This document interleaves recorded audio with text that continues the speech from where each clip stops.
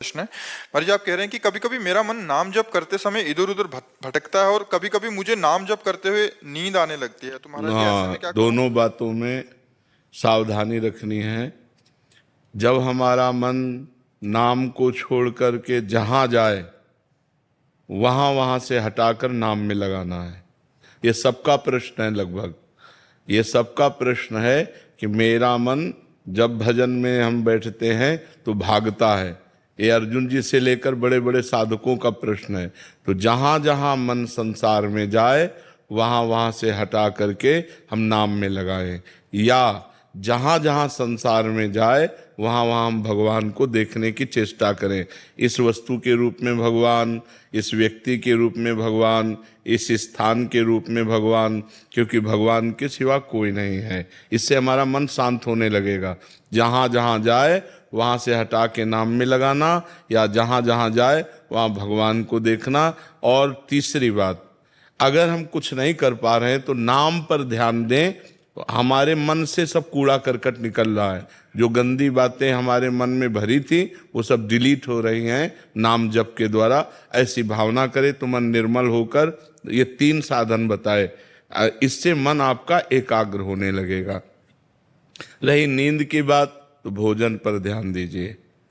भोजन सात्विक होना चाहिए। प्याज, लहसुन, मांस, मदिरा, अभक्ष भोजन, ये सब अगर त्याग कर दोगे तो शतोगुणी भोजन और 6 घंटे की निद्रा। अगर आप जो नींद ले रहे हैं वो 6 घंटे तो होना चाहिए। स्वस्थ शरीर के लिए 6 घंटे आवश्यक है। तो अगर आप 10 बजे रात के सो जाएं तो 11, 12, 1, 2, 3, 4 बजे आपकी आंख खुल जानी चाहिए और फिर नींद नहीं आना चाहिए। अगर नींद आती है तो खड़े होकर भजन करना चाहिए, टहलने लगना चाहिए, ठंडा पानी रख ले मुख में, ऐसे डाल लेना चाहिए। नींद भजन में नहीं आनी चाहिए। नींद को नींद के समय में अच्छे से दे दो, 6 घंटा सोने के लिए दे दो, और इसके बाद फिर उससे लड़ाई लड़ो। फिर उसको मतलब आलस्य प्रमाद में समय नष्ट नहीं होना चाहिए। जैसे हमें बैठे नींद आ रही तो हम खड़े हो गए, खड़े भी हमें परेशानी हुई तो हम टहल रहे हैं, पानी मुंह में डाल रहे हैं, मुंह में पानी डाल के मुंह पोंछ करके फिर हम भजन में बैठते। लड़ाई लड़नी पड़ेगी तब नींद पर विजय प्राप्त होती है। तो दोनों साधनों को देखे। मन जो बार बार भागे तो इन साधनों को, और जब नींद आवे तो ऐसे। पर भोजन का सुधार कर ले। तमोगुणी भोजन पाने से फिर भजन में नींद आएगी। बासी नहीं पाना, बहुत लाल मिर्च नहीं पाना, बहुत तेल के नहीं पदार्थ पाने, और ये अभक्ष पदार्थ जो त्याज्य हैं उनको नहीं पाना। इससे सतोगुण बढ़ेगा। सतोगुण से नींद नहीं आएगी। नींद आती है तमोगुण से। निद्रा आलस्य प्रमादोत्तम तत्तामस मुदाहरतम। तमोगुण से ही नींद, आलस्य और प्रमाद की उत्पत्ति होती है। वही हमें परेशान करता है। तो सतोगुणी भोजन पावें और थोड़ा भोजन पावें। अब दबा के यहाँ तक भोजन पाया तो फिर तमोगुण तो हो ही जाएगा। अगर हमारा 8 रोटी से काम चलता है तो हम 5 रोटी में लावें धीरे धीरे।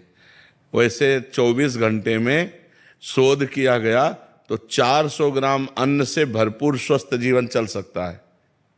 पर अपने देखो, किलो 2 किलो तो एक बार में हो जाता है। सब्जी दाल सब मिला के खान पान। अब पानी चाहिए। जैसे हम 1 किलो अन्न पाए तो हमें 2 किलो पानी चाहिए, उसमें डबल पानी तो हमें चाहिए ना। और फिर वायु के लिए जगह चाहिए।